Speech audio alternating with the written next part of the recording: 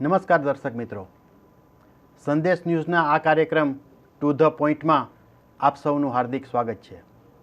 હું છું કૃષ્ણકાંત ઉનડકટ અને આજે આપણી સાથે ચર્ચામાં સામેલ છે ભાજપના વરિષ્ઠ નેતા, ભાજપના પ્રવક્તા, મંત્રી અને ટેકનોક્રેટ શ્રી જયનારાયણભાઈ વ્યાસ.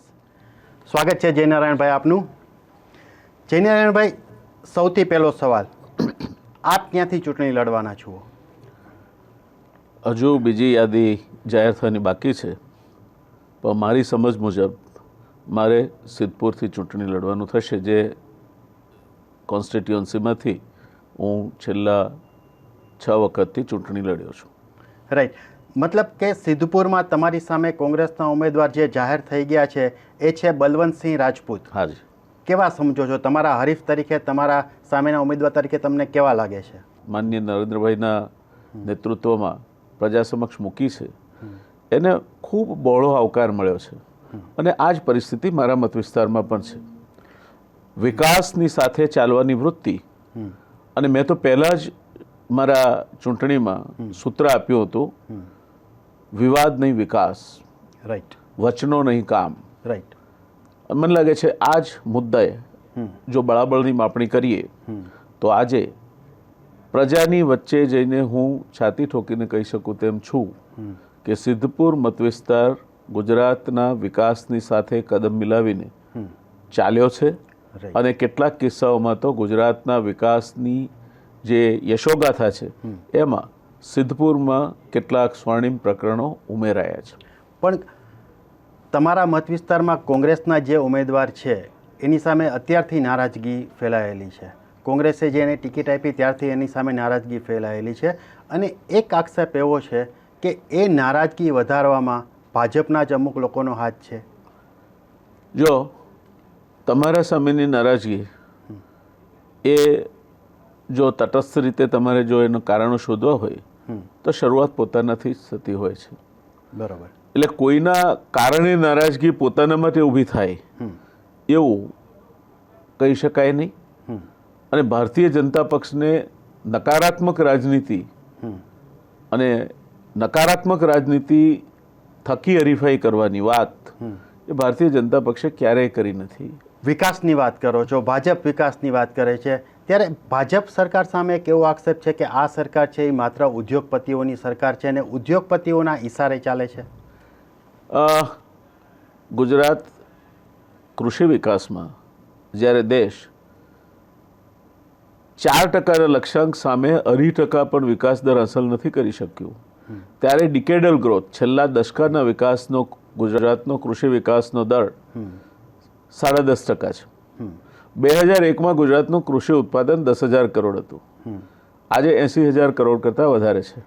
ગુજરાત દેશનો 3જા ભાગનો કપાસ, 5મા ભાગની મગફળી, 3,000 કરોડ કરતાં વધારે કેળા અને દેશનું 9% દૂધ ઉત્પાદન કરે છે. કેટલા દાખલા હું આપને આપું છું. આ ઉદ્યોગપતિઓ માટેનો વિકાસ છે. પણ એની સામે એક એવો બી આક્ષેપ છે કે ખેડૂતોની જે જમીન છે, જે ખેતીની જમીન છે અને જે ગોચરની જમીન છે એ ઔદ્યોગિક હેતુ માટે ઉદ્યોગપતિઓને ફાળવી દેવામાં આવે છે. સંપૂર્ણપણે તથ્યહીન આક્ષેપ છે.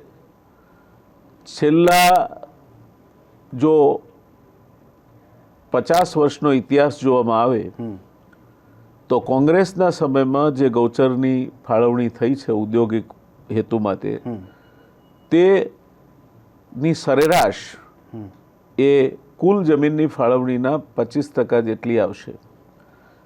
આ સરકારે જે ફાળવણી કરી છે તેની સરેરાશ 4% પર આવતી નથી. ભાજપે જે ઉમેદવારો જાહેર કર્યા છે એના ઉપરથી એવું નથી લાગતું કે ભાજપ આ વખતે સેફ ગેમ રમે છે, ડિફેન્સિવ મોડમાં છે? જો આ પેલો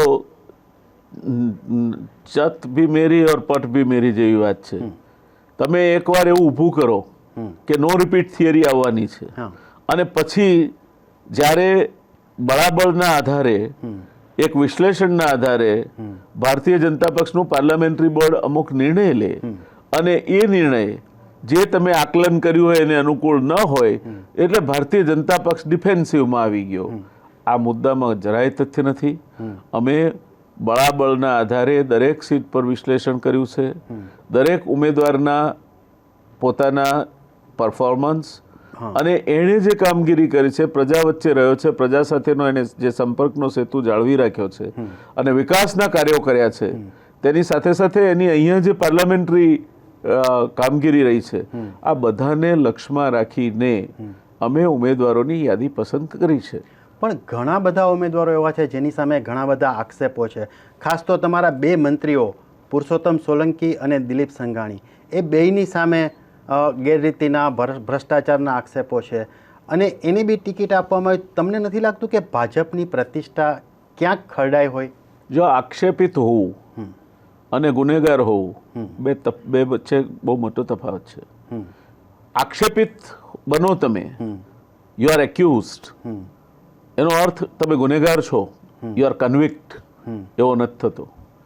અને આ દેશમાં ઘણી વખત એવી પરિસ્થિતિ ઊભી થતી હોય છે કે જ્યારે ક્યારેક રાજકીય હેતુથી પ્રેરિત થઈને, ક્યારેક વ્યક્તિગત દ્વેષ બુદ્ધિથી પ્રેરિત થઈને આક્ષેપો થતા હોય છે. અને આ દેશની પદ્ધતિ પ્રમાણે એક ન્યાય પદ્ધતિની વ્યવસ્થા અમલમાં છે. એણે ક્યાંય અમારા કોઈ પણ મંત્રીને, કોઈ પણ ધારાસભ્યને દોષિત જાહેર કર્યા નથી. પણ તમારો એટલો મતલબ કહેવાનો એવો છે કે એ લોકો નિર્દોષ છે? જ્યાં સુધી કાયદાનો પ્રાથમિક સિદ્ધાંત એટલે cardinal principle of law is that one is innocent unless he is proven otherwise. Right. જ્યાં સુધી માણસ ગુનેગાર સાબિત ન થાય ત્યાં સુધી તે નિર્દોષ છે. અને આ સિદ્ધાંત દરેકને લાગુ પડે છે. બિલકુલ, બહુ સાચી વાત છે તમારી કે જ્યાં સુધી કાયદો કોઈ વ્યક્તિને દોષિત ન ઠેરવે ત્યાં સુધી આ ગુનેગાર બનતો નથી.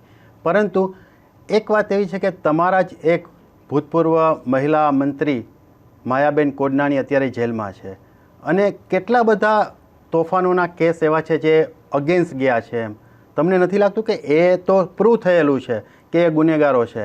તો શું કહેશો? ન્યાયની પદ્ધતિના અનુસાર જે કંઈ થયું છે તેના ઉપર મારે કોઈ ટીકા ટિપ્પણી નથી કરવી.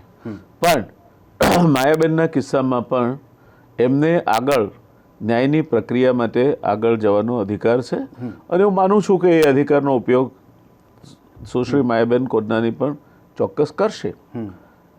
અને એ બાબતને લક્ષમાં લઈએ તો ન્યાયની પ્રક્રિયા મને લાગે છે ત્યાં સુધી જે રીતે ચાલે છે અને જે પ્રક્રિયા મુજબ જે કાર્યવાહી થાય છે તે કાર્યવાહીમાં બધા જ બારણા બધા માટે હજુ બંધ થઈ ગયા નથી.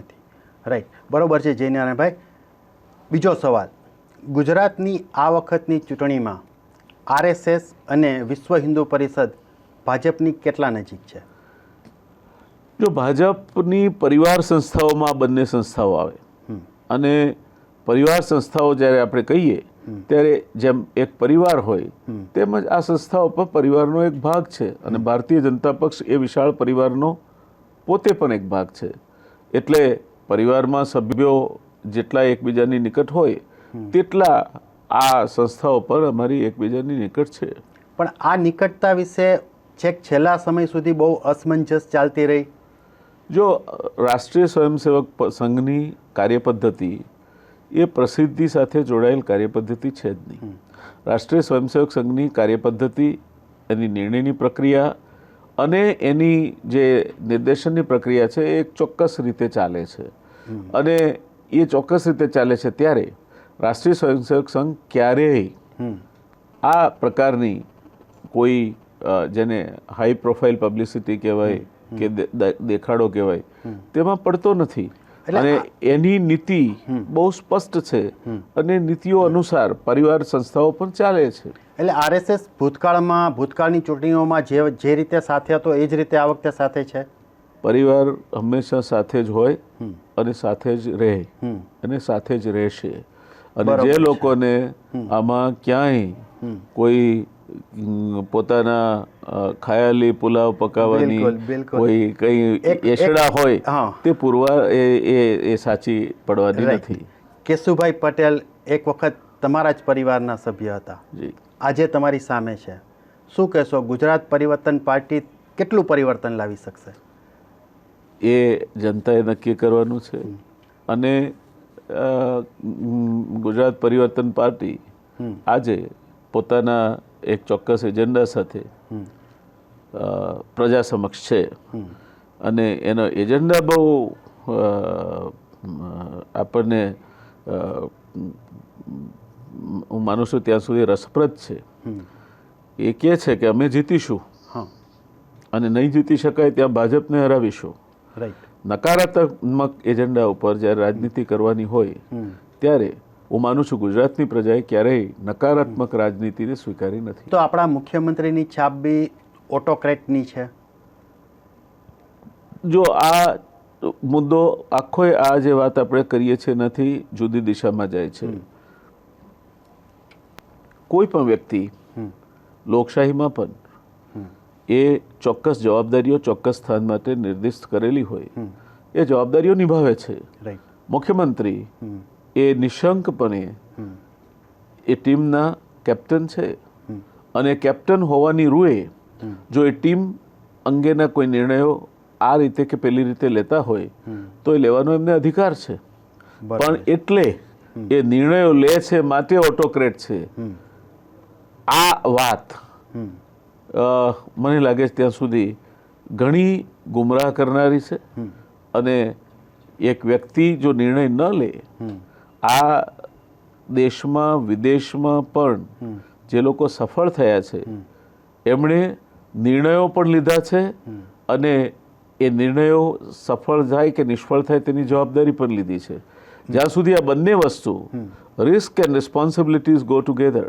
પણ એક જ વ્યક્તિ જ્યારે નિર્ણય લેતી હોય તો એ ઓટોક્રેટિક ન થઈ ગયું અને એમાં પક્ષી લોકશાહી ક્યાં આવી? હું આપને એમ પૂછું કે અત્યારે જ મેચ ચાલે છે મુંબઈમાં અને આપણી ભારતીય ટીમ એ હમણાં સુધી ફિલ્ડિંગમાં હતી તો હરભજન સિંહને બોલિંગ આપવી કે યાદવને આપવી એ નિર્ણય ધોની લે તો કેપ્ટન તરીકેનો અધિકાર છે કે નહીં? દર્શક મિત્રો, જયનારાયણભાઈ સાથે ચર્ચા ચાલુ છે પણ અત્યારે સમય થયો છે એક નાનકડા વિરામનો. થોડી વારમાં ફરી મળીએ છીએ.